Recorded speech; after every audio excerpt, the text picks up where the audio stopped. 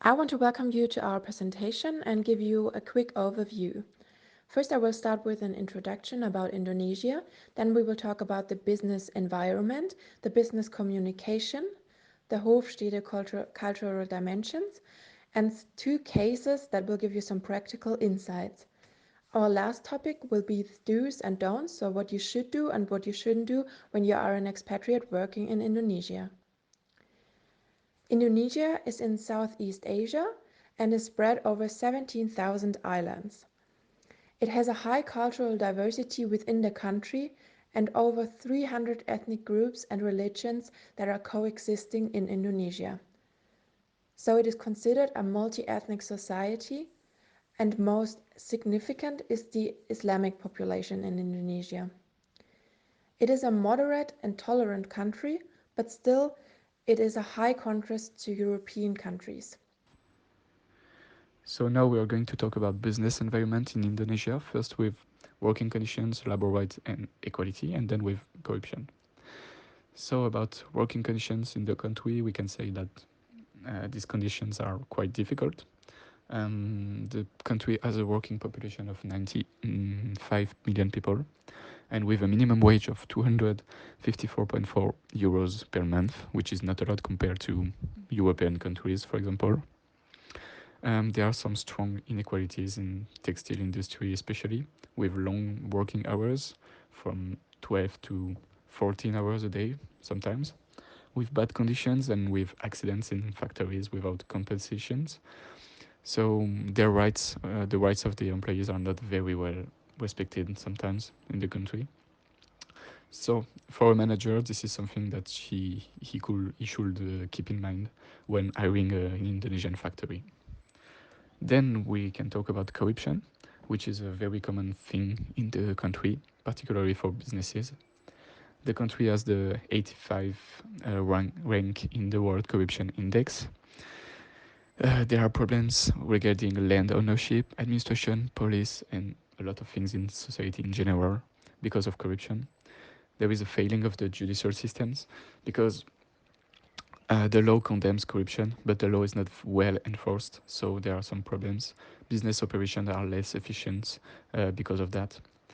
So, but there are some fights against corruption thanks to the KPK, the Corruption Eradication Commission in Indonesia.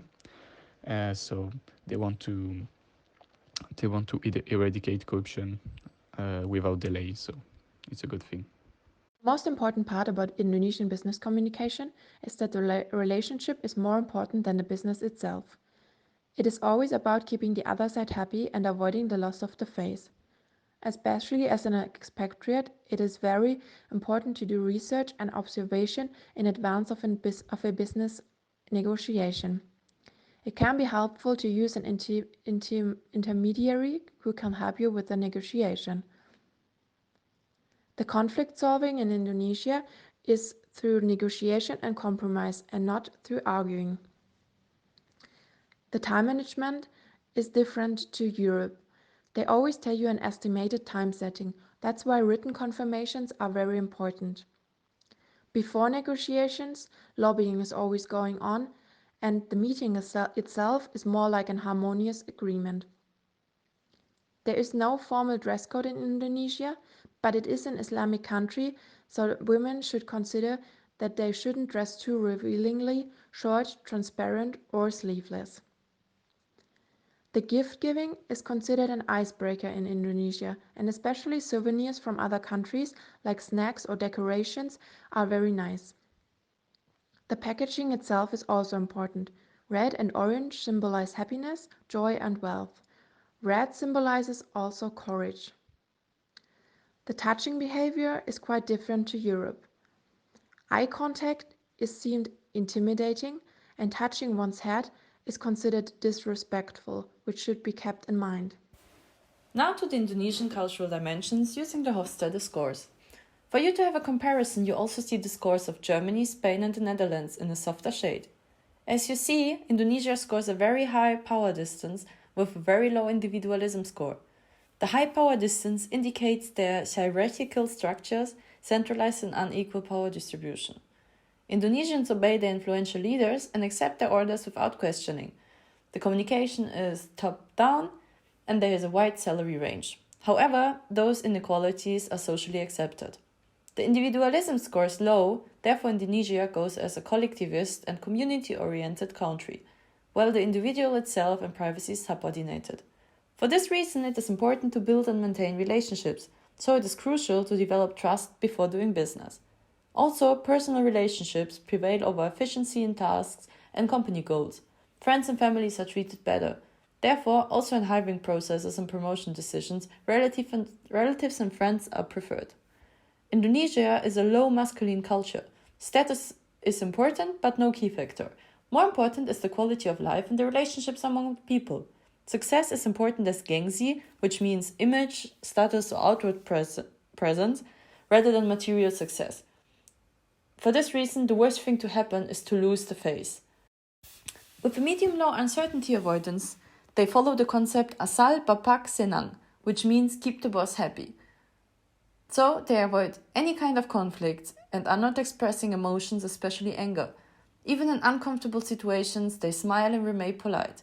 Therefore, direct language and criticism is perceived as threatening and intimidates them. Key factors are harmony and great relationships among collective. Especially for expatriates, it requires sensitivity in conversations and patience while working and during negotiations with Indonesians. To give practical examples, we got 2 Germans who were working in Indonesia. Due to the time restriction, we picked some situations to illustrate cultural differences. Jan was working there for 10 months as a head of sales and marketing in a German-Indonesian joint venture. He criticized the lack of organization and that the work is not done accurately. Also, his subordinated managers were regularly asking him for confirmation and not executing responsibilities. He introduced reports and feedback to optimize working processes and eliminate problems early. However, the manager's feedback was always positive. They would not approach problems, he would never get negative feedback. With this behavior, they avoid problems and try to keep Jan, their boss, happy. It is an excellent example for their high power distance. They strictly follow hierarchical structures which are solid in their minds. It also shows their way of thinking, which is people-oriented in contrast to the European task orientation. Our second case is Sonja, an expert for development cooperation who worked in Indonesia as a project manager for 5 months. She mentions the chat among colleagues during work, which shows the importance of relationships for Indonesians and their collectivist culture. During meetings and negotiation, she reports long, repetitive negotiations without results. Indonesians are not addressing problems directly, but rather continuing and repeating topics and try to avoid any kind of tension. The work processes are not structured, the decisions are chaotic, and deadlines are not met. It indicates the low masculinity, as the work is done people-centered and not task-focused. It is also an example for the cyclical understanding of time, which is different to the European linear time understanding. At some point, Sonja got angry and spoke up in a harsh tone. However, the Indonesians remained calm. They feel uncomfortable with situations like this. As a response, they smile in order not to show their actual emotions. This way, they keep their face. Again, it shows their conflict avoidance. They are a high-context, reserved culture. During the construction, they were not following the strict given guidelines, using particularly stated materials. They would rather supply wrong materials from a company of relatives as they provide money towards the region. They saw the breach of the contract and failure to comply with the rules as acceptable. The relationship prevailed over the compliance of rules. In that sense, they mention flexibility. So now we are going to speak about the things that you can and you can't do in business in Indonesia. First with the things that you can do. So it's better to build and maintain relationships, talk to employees and meet them outside the business environment because they don't want to restrain their relationships to business. Then they prefer to define instructions precisely to get accurate results and avoid further questions and confirmations. They also prefer to do meetings and conversation in person because it's not personal to discuss over the phone or email for them. Also, they prefer to approach and handle conflicts with care, to develop sensitivity because negative feedback is perceived as a threat. It's better to keep your English simple, to take pauses and time during the conversation. Also to observe and mind the cultural differences because there are a lot if you are from a European country, for example. Then it's better to learn patience because some things take longer. To respect their religions, always be polite and friendly, to smile is very important for them. And also, for a manager, it's better to develop a leadership side. It's better to have social and communication skills than high technical skills for them. Then the things that you can't do, um, it's not it's not well perceived to raise your voice and show emotions like anger. Touching someone's head is disrespectful, for example. It's better to not personalize and in case of problems and difficulties, to avoid direct communications and direct feedback, because even if it's constructive, it threatens Indonesians. Um, it's better to not lose your face or make someone loses his or her face. It is the worst thing to happen for them. Then don't keep intensive eye contact. It's perceived as intimidating.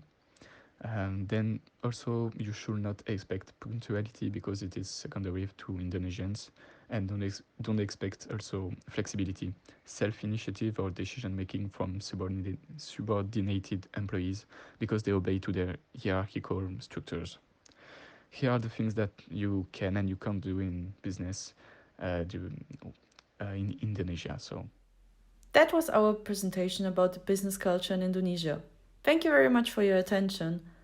Or, how Indonesians would say, terima kasih.